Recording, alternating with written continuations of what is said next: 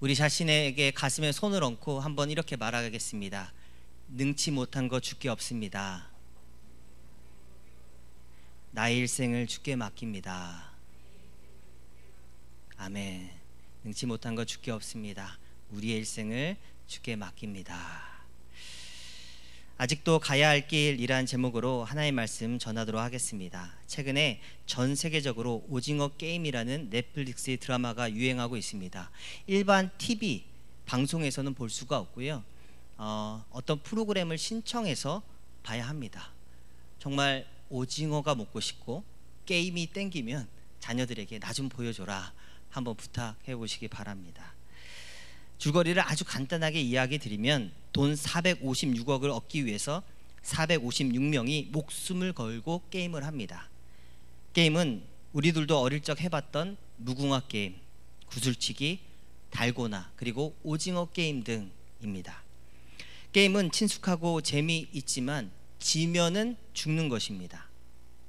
그리고 이긴 사람들끼리 다시 서로 죽이기 위해 안간힘을 써야 합니다. 드라마는 드라마이고 또한 게임 소재이다 보니까 아내와 함께 보는데 순식간에 봤습니다. 그런데 드라마를 다 보고 나서 마음이 참 씁쓸해져서 잠이 잘 오지 않았습니다. 그런데 드라마는 드라마이기 때문에 곧 마음을 추스릴 수 있었습니다. 그런데 현실로 돌아와 보니 뉴스에는 50억, 217억, 7천억 더 크고 계산하기가 쉽지 않는 숫자들이 뉴스를 통해서 보도되고 있었습니다. 한 리서치 조사기관에서 초중고 학생들 2만 명을 대상으로 설문지를 조사합니다. 질문의 내용은 간단합니다. 범죄를 지어서 한 1년간 감옥에 들어가 있다가 나오면 10억이 주어집니다. 어떻게 하시겠습니까? 질문합니다. 다시 한번 읽어드립니다. 범죄를 지어서 한 1년간 감옥에 들어가 있다 나오면 10억이 주어집니다. 어떻게 하시겠습니까? 돈보다 하나님을 더 사랑하시는 우리 성도 여러분들 어떻게 하시겠습니까? 5년 전 고등학생의 56%가 그렇게 할 수 있다 대답합니다. 중학생 39%가 할 수 있다 대답합니다. 초등학생 19%, 17%가 예스라고 대답합니다. 그리고 현재 2011년 다시 설문을 한다면 아마 그 퍼센트는 더 올라갈 것입니다. 제 스스로 질문을 했을 때 가장 먼저 떠오르는 생각이 무엇인지 아십니까? 1년 금방 가는데입니다.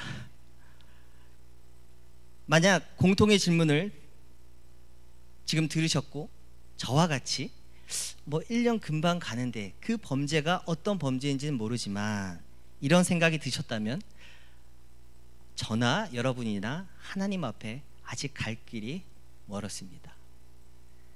오늘 설교 제목은 아직도 가야 할 길입니다. 본문을 읽고 묵상하면서 당시 이스라엘 백성들이나 저 역시도 아직도 하나님 앞에서 가야 할 길이 멀었구나 생각이 들면서 제목을 정했습니다. 마태복음 6장 24절에 보면은 한 사람이 두 주인을 섬기지 못할 것이니 혹 이를 미워하고 저를 사랑하거나 혹 이를 중히 여기고 저를 경히 여김이라. 너희가 하나님과 재물을 겸하여 섬기지 못한다 말씀합니다. 오늘 본문에서 이스라엘 백성들의 마음을 딱 한 단어로 표현하면은 세속적입니다.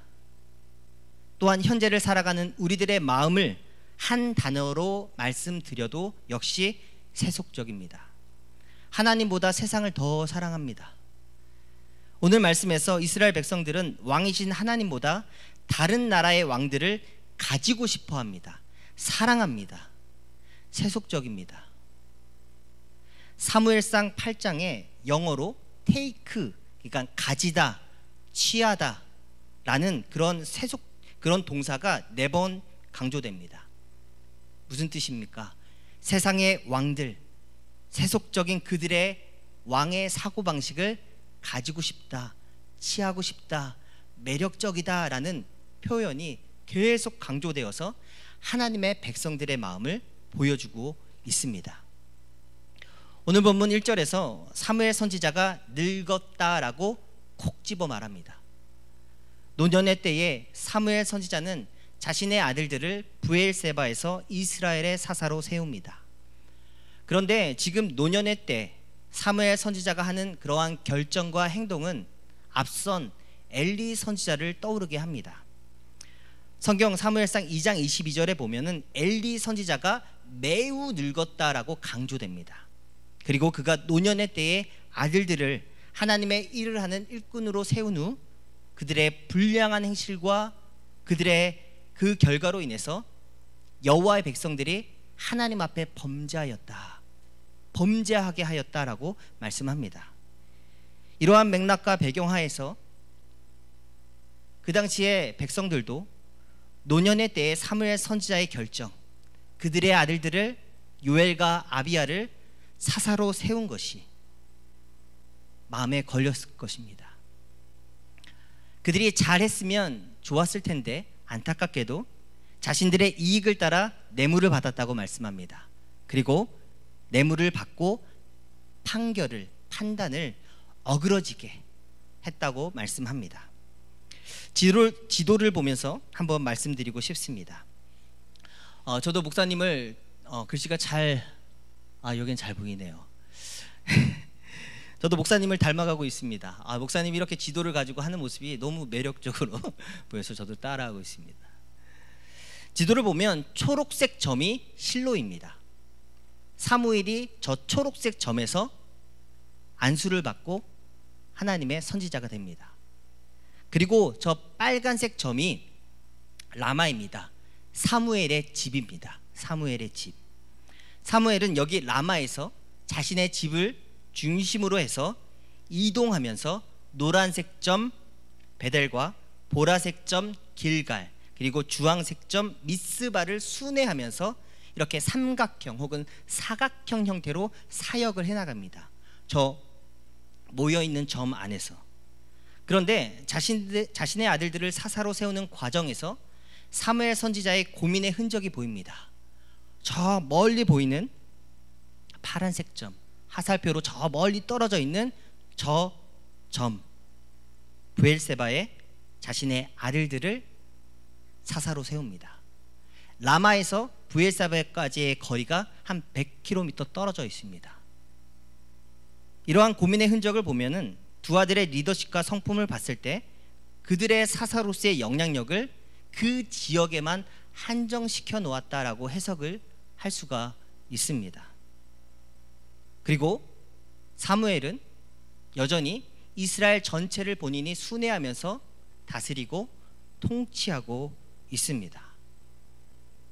그런데 이스라엘 모든 장로들이 사무엘 선지자를 찾아와서 하는 말이 5절에 당신은 늙고 당신의 아들들은 당신의 행위를 따르지 아니하니 모든 나라와 같이 이 표현이 중요합니다.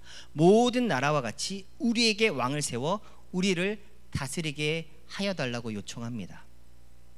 분명 사무엘 선지자가 늙은 것이 맞습니다. 또한 사사는 세습직이 아닙니다. 성경이 사무엘이 늙었다 말하면서 표현하면서 강조하면서 그 판단을 비판하는 것으로 보입니다.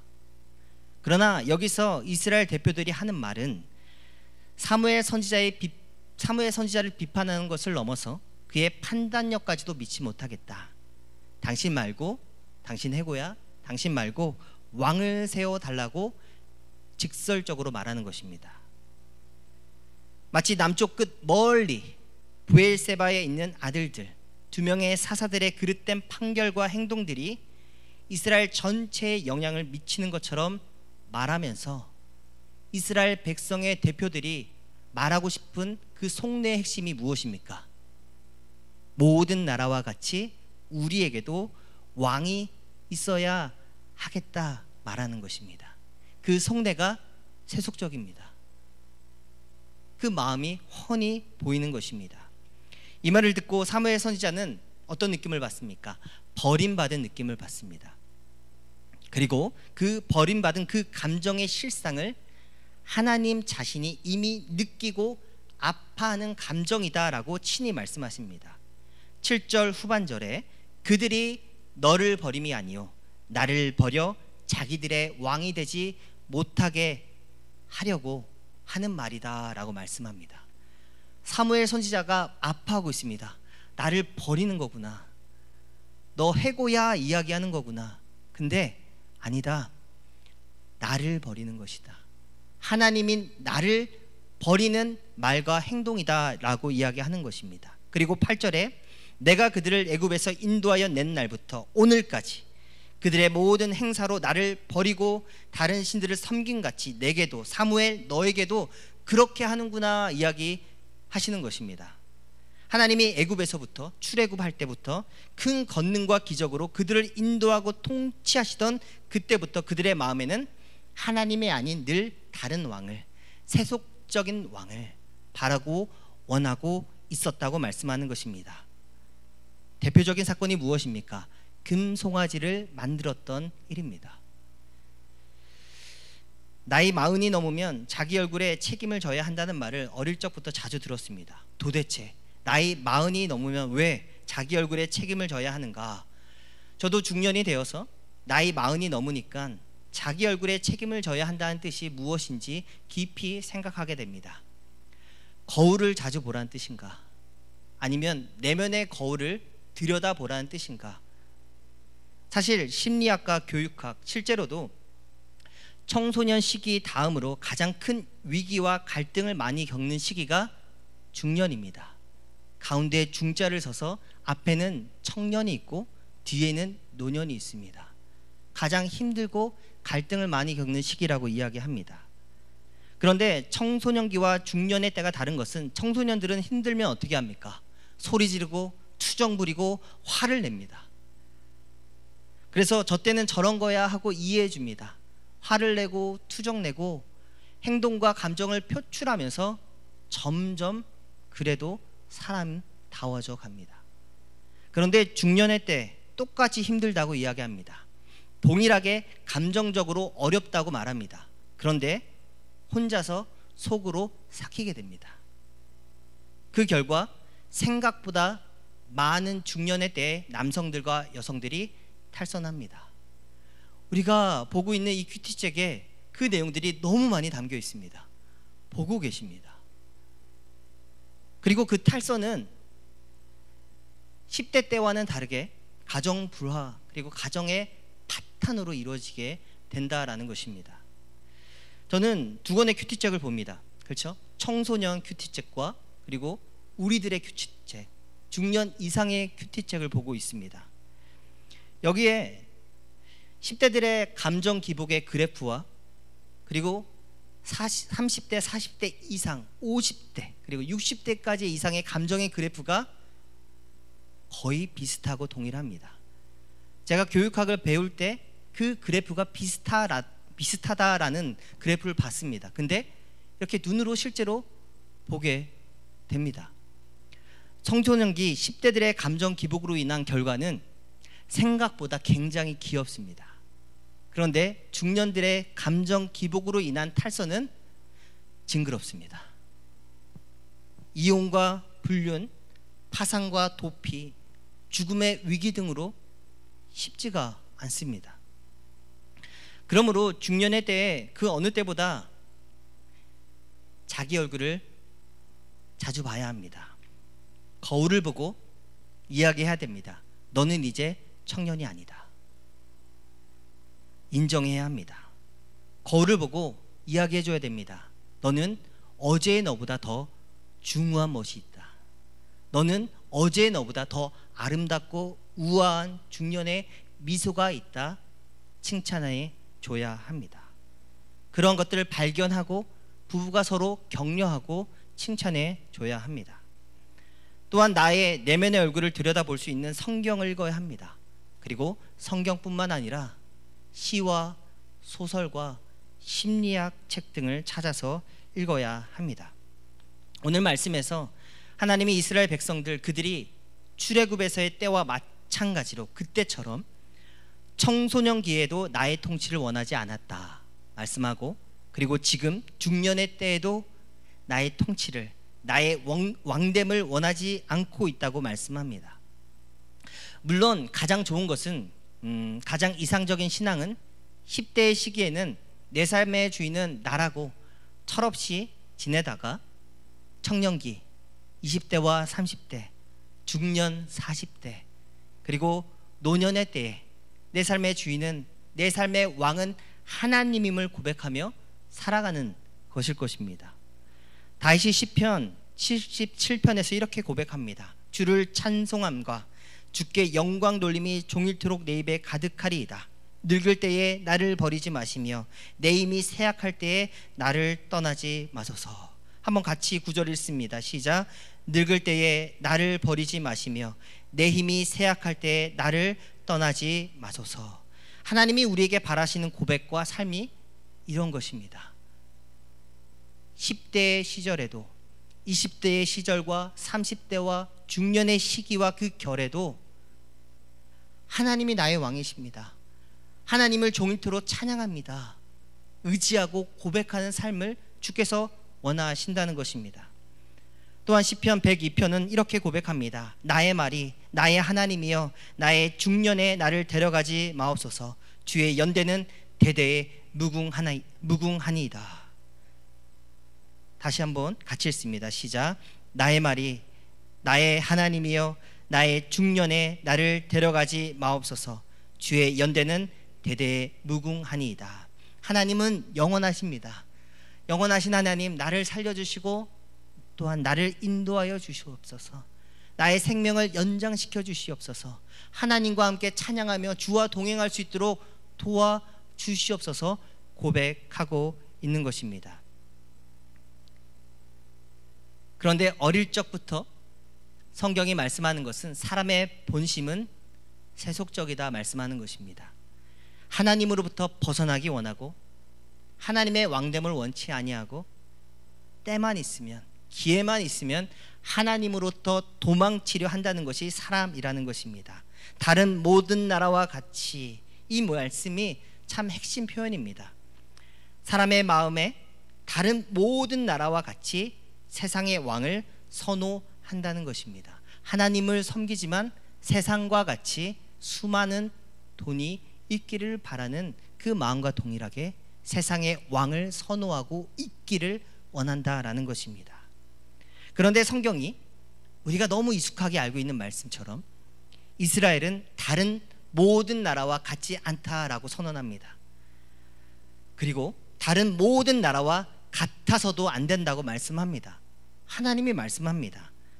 하나님이 이 말씀을 하신 그 말씀의 의미에는 특별한 하나님의 마음이 담겨 있습니다. 신명기 33장 29절입니다. 이스라엘이여 너는 행복한 사람이로다. 여호와의 구원을 너같이 얻은 백성이 누구냐? 그는 너를 돕는 방패시요 내 영광의 칼이시로다. 모든 나라와 같지 않다. 이스라엘아, 너는 특별하다. 너는 행복하다. 나의 구원과 나의 능력을 받은 나라는 너는 너밖에 없다. 다른 나라와 같지 않다라고 하나님이 특별히 말씀하시는 것입니다. 이 말씀 속에 하나님이 이스라엘 백성들을 향한, 그리고 나를 향한 하나님의 자부심과 특별함과 순수함이 있습니다.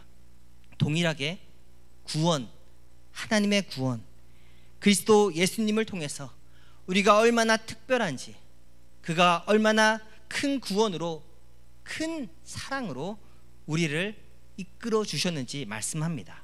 너는 행복한 사람이로다. 하나님이 나를 향한 특별하고도 순수한 사랑과 자부심이 있다라는 것입니다.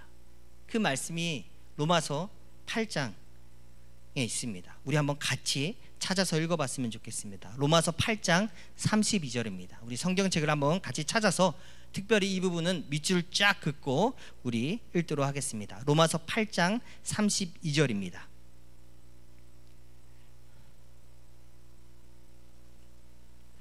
로마서 8장 32절의 말씀.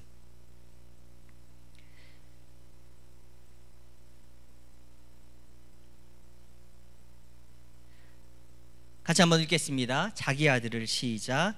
자기 아들을 아끼지 아니하시고 우리 모든 사람을 위하여 내주신 이가 어찌 그 아들과 함께 모든 것을 우리에게 주시지 아니하겠느냐. 34절 시작. 누가 정죄하리요? 죽으실 뿐 아니라 다시 살아나신 이는 그리스도 예수시니 그는 하나님 우편에 계신 자요 우리를 위하여 간구하시는 자신이라. 하나님께서 자기 아들을 아끼지 아니하신 그 사랑을 우리는 잊지 말아야 합니다. 나를 향한 특별하고도 진한 사랑, 그 깊이를 잊어서는 안 됩니다. 다른 나라와 같이 세속적인, 나 저 사람과 같았으면 좋겠습니다, 이 마음을 먹는 순간 범죄함입니다. 특별하다, 너는 행복한 사람이로다 말씀합니다. 하나님은 사무엘 선지자를 통해서 왕을 원하는 그들의 요구를 들어주라고 말씀합니다. 그들이 나를 버렸다 말씀하시면서 동시에 그들의 요구를 들어주라고 말씀합니다. 아직도 가야 할 길이라는 책을 보면은 어린 자녀를 너무 귀하게 여긴 나머지 학교에 혼자 가지도 못하게 하고 가까운 마트에도 혼자 가는 것을 허락하지 않는 한 어머니 이야기가 나옵니다. 또한 제가 아는 남자 집사님 중에는 성년이 된, 이제는 대학생이 된 딸의 MT까지도 따라간 이야기를 들은 적이 있습니다. 책에서 그건 사랑이 아니라고 말합니다. 사랑한다면 그들이 가야 할 길을 열어줍니다. 지금 보고 있는 본문에서 우리는 버림받은 하나님의 감정도 보지만 하나님의 크신 사랑을 눈치채야 합니다. 하나님께서 그들이 가고 싶은 그 길을 가도록 허락하십니다. 지난번에 목사님이 이야기하셨듯이 4살인 저희 딸이 커서 아빠와 결혼할 거라고 종종 이야기합니다. 그리고 저도 그 말을 할 수 있도록 항상 말을 유도합니다. 또한 종종 저희 딸이 저의 얼굴을 빤히 쳐다보면서 아빠 멋있어, 아빠 잘생겼어 이야기합니다. 그 이야기를 저희 누님들한테 이야기하면은 너 딸한테 사육받고 있는 거야, 사육당하고 있는 거야, 조심해 이야기합니다. 그런데 저는 압니다. 곧 저도 버림받고 외면받을 것을 압니다. 포기하고 내려놓을 것입니다. 그러나 최종적으로는 아이가 스스로 독립해서 커서 아버지라는 이름 때문에, 아버지라는 존재 때문에 아버지를 공경하고 섬기게 될 수 있도록 지도하는데 저의 모든 의지와 뜻을 다해서 아이를 교육시킬 것입니다. 하나님은 이스라엘 백성들이 가야 할 길이 멀고 또한 길고 험한 것을 알고 계십니다. 그리고 중요한 것은 인간적인 왕권이 세워져도 이스라엘의 미래의 운명과 사람의 장래는 하나님을 어떻게 섬기느냐에 따라서 좌지우지 된다는 것을 하나님이 아십니다. 인간의 왕을 세웠다고 그를 통해서 성공하고 복을 누리는 것이 아니라 그들의 미래와 장래의 운명은 하나님을 어떻게 섬기느냐에 따라서 갈린다라는 것을 하나님이 아십니다.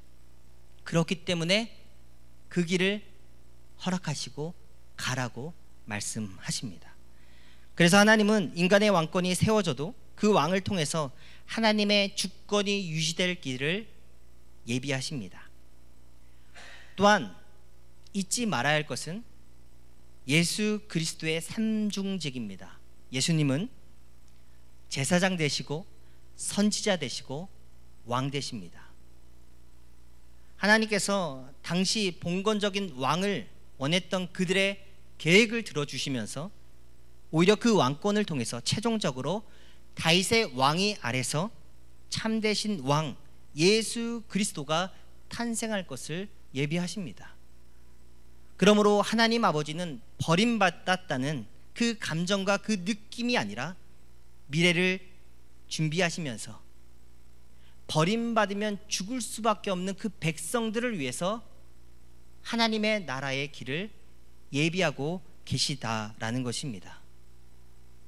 그 백성들을 위해서 하나님의 언약 안에서 왕이 세워질 것을 계획하십니다. 사무엘 선지자를 통해서. 그 계획의 첫 번째는 두 가지가 있는데, 첫 번째는 여호와 하나님은 현존하는 대리자 사무엘 선지자를 통해서 왕을 찾고 임명하십니다. 이 부분이 중요한 것은 왕정 제도 자체가 여호와 하나님의 통치 안에 있음을 강조하기 위해서 중요합니다. 현재 하나님의 통치의 대리자를 통해서 왕을 세울 것을 말씀하십니다. 그리고 두 번째, 여호와께서는 왕직 자체를 언약의 직책을 통해서 통합시키십니다. 쉽게 말하면 왕은 선지자를 통해서 여호와의 기름 부음을 받아야 합니다. 사무엘이 사울에게 그 머리에 기름을 부었고 사무엘이 다윗에게 그 머리에 기름을 부었습니다. 기름 부음 받는 행위는 하나님과 왕의 사이가 긴밀하다, 특별하다라는 뜻입니다. 특별하고 긴밀하고 친밀하며 인격적인 약속의 관계로 합쳐진다라는 뜻입니다. 그래서 기름 부음 받은 왕은 하나님의 언약 관계 안에서 일을 하는 하나님의 왕의 대리자가 되는 것입니다. 제사장과 선지자가 하나님과의 관계 안에서 하나님의 일을 대신하는 대리자가 되었습니다. 동시에 그렇다면 왕도 하나님과의 언약적 관계 안에서 왕직을 수행해야 합니다. 하나님께서 그 준비를 하십니다. 그래서 하나님의 언약 안에 있는 왕은 특별한 특권이나 주장을 할 수 있는 존재가 아닙니다. 다른 사람들과 동일하게 하나님의 언약 아래서 순종하면 형통의 길을 걷게 되고 하나님의 언약 아래서 불순종하면 벌을 받고 백성과 왕이 함께 멸망하는 것입니다. 특별하게 왕만 구원받는 것이 아닙니다. 우리나라에 메르스가 2015년에 터졌습니다. 5월 달에 첫 환자가 발생했습니다. 그리고 같은 해 12월에 한 210일 정도가 지나서 상황이 종료되고 종식이 되었습니다. 지금 생각하면 정말 빨리 됐다, 와 좋겠다 이런 마음이 듭니다.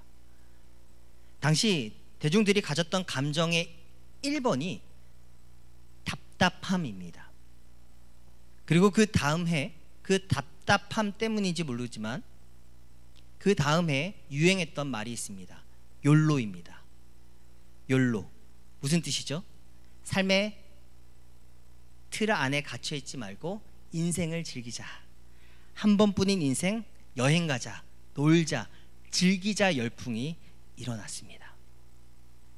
그리고 작년 다시 한번 엠브레인 조사 기관에서 코로나 시대를 살고 있는 현재 대중들의 그 무드, 그 감정을 조사합니다.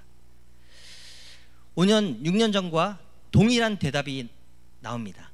답답함이 1등을 합니다. 그런데 놀라운 것은 5년 전과 다르게 욜로라는 단어가 사라집니다. 욜로 열풍이 일어나지 않습니다. 인생을 즐기자라는 라이프 스타일이 사라집니다. 그리고 대신 너무나 잘 아시다시피 미래를 준비하자, 미래 가치를 위한 투자, 부동산, 비트코인 열풍이 일어납니다. 똑같은 답답함을 가지고 5년 전에는 한탕주의가 열풍했다면 현재는 미래 가치를 위한 투자 열풍이 불고 있습니다. 그런데 다른 것 같지만 그 마음에 내재하는 가장 기본적인 감정은 저는 불안함이라고 생각합니다. 5년 전 그냥 잊고 욜로 즐기자 했었던 것도 그 불안함을 떨쳐내기 위한 하나의 행동이었고, 그리고 현재도 불안하기 때문에 미래를 위해 현재를 투자하자라는 열풍이 불고 있을 따름입니다. 성도 여러분, 지구 온난화가 가속화되고 있습니다. 그리고 전문가들은 바이러스가 코로나가 끝나도 생각지 못한 또한 바이러스가 터질 거라고 이야기합니다. 또한 경제가 불확실해지고 있습니다. 또한 세계 많은 부분이 사막화가 되어가고 있다고 이야기합니다. 그래서 사람들이 계속 떠납니다. 기회의 땅으로 미국으로 들어가려고 하고 유럽으로 들어가려고 하고, 그리고 이민자들이 선호하는 나라 중에 한국이 있습니다. 한국으로 오려고 합니다. 불확실해질수록 사람들은 더 눈에 띄고 더 신뢰할 수 있으며 더 확실한 안전이 보장된 곳으로 자신의 삶을, 미래를 위해서 투자하려고 합니다. 그리고 하나님의 백성들은 의식적이든 무의식적이든 세상 방식을 따르라는 어떤 사회적인 압박을 항상 받고 살아가게 됩니다. 지금 이 미래를 위한 투자 열풍이 일시적일 수 있지만, 하지만 항상 동일한 것이 있습니다. 그것은 무엇입니까? 사람은 불안하다라는 것입니다. 더 확실하고 눈에 띄는 곳에 자신을 맡기고 싶어 한다는 것입니다. 그러나 미래 가치를 위한 가장 확실한 투자는 무엇입니까? 왕이신 하나님 나라에 편입되는 것입니다. 사람들은 답답함 때문에 무언가에 투자하고 그곳에 마음을 쏟고 있습니다. 그런데 주님의 나라와 교회는 점점 사람들이 오지 않고 있습니다. 이러한 때일수록 우리 마음이 하나님의 나라에 가 있어야 됩니다. 하나님의 나라에 올인해야 됩니다. 세상과 똑같은 방식으로 살아가서는 아니 됩니다. 마태복음 13장 44절의 말씀에 보니까 하나님 나라에 대한 비유를 이렇게 말씀합니다. 천국은, 하나님의 나라는 마치 감추인 보화와 같으니 사람이 이를 발견한 후 숨겨두고 기뻐하며 돌아가서 자기 소유를 다 팔아 그 하나님의 나라를 산다라고 말씀합니다. 지금의 이 열풍이 일시적일 수도 있지만 생각보다 길 수도 있다라고 생각합니다. 사람들은 확실한 보장이 있는 곳에 자신을 투자하고 싶어 합니다. 이럴 때 우리가 하나님의 나라를 소개해야 됩니다. 하나님의 말씀과 하나님의 삶의 방식을 소개하고 그들을 인도해 주어야 합니다. 세상 나라는 젊은이들이 부동산과 주식과 비트코인에 투자하고 나서 하나같이 하는 말이 있습니다. 나를 속이고 나를 빼앗으려고 한다고. 세상 나라는 우리를 압박하고 겁박하고 우리의 것을 속여서 빼앗으려고 합니다. 그러나 하나님의 나라는 어떤 나라입니까? 왕이 종인 우리를 섬기는 나라입니다. 왕이신 하나님이 우리를 섬기고 우리를 이끌어주는 나라입니다. 하나님의 나라에 투자하는 그 방식이 무엇입니까? 그 방식이 무엇입니까? 하나님이 내 삶의 주인이십니다. 하나님이 내 삶의 왕이십니다. 고백하고 그와 같이 살아가는 삶이 하나님의 나라에 투자하는 삶입니다. 하나님의 나라에 투자하려는 백성에게는 하나님이 반드시 여호와의 기름을 부어주십니다. 성령의 기름을 부어주십니다. 너는 특별하다. 너는 나와 친밀하다. 너는 나와 인격적인 관계 안에서 살아가는 나의 소유다 말씀하시는 것입니다. 그것보다 확실하고 든든한 곳은 없습니다. 성도 여러분, 눈에 띄게 하나님의 백성들이 우리 주변에서 사라지고 있습니다. 그러나 그 깊은 속에 들어가셔서 그들로 하여금 눈에 보이지 않는 하나님의 나라에 마음을 쏟고 투자할 수 있도록 하나님이 내 삶의 왕이심을 증거하시고 드러내시며 살아가기를 부탁드립니다. 하나님은 우리를 귀하게 여기시며 은총과 한없는 성령의 기름 부음을 부으시는 분이십니다.